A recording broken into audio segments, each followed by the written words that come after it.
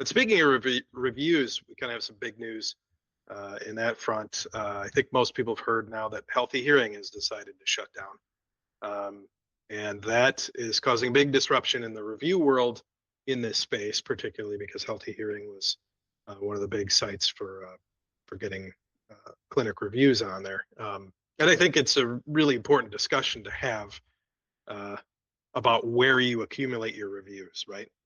Where is safe for you to get reviews? And I think, when we look at these algorithms, right? Google, Healthy Hearing reviews helped you a tiny bit in SEO, but not nearly as much as Google reviews do, right?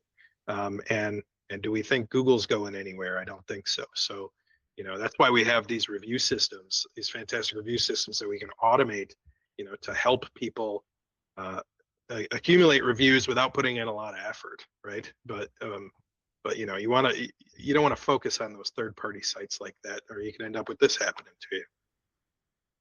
Yeah, with it shutting down, if you built a lot around that, then you built it on something that was basically rented, and you don't own any of that, and now you're losing those reviews. Ownership is key, and I think I, I mean, like you mentioned, Google reviews and Facebook reviews and stuff like that. Technically, you don't own that, but you have the highest probability that they're not going anywhere.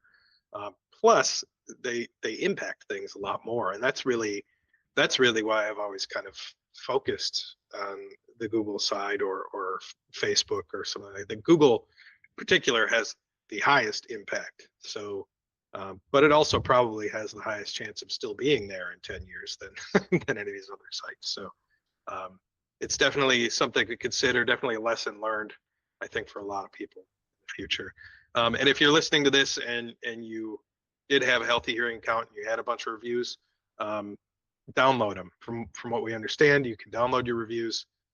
Those might be useful. You could use them as testimonials, perhaps on your website, on a testimonials page, or perhaps on the home page or something like that. They can still have some value.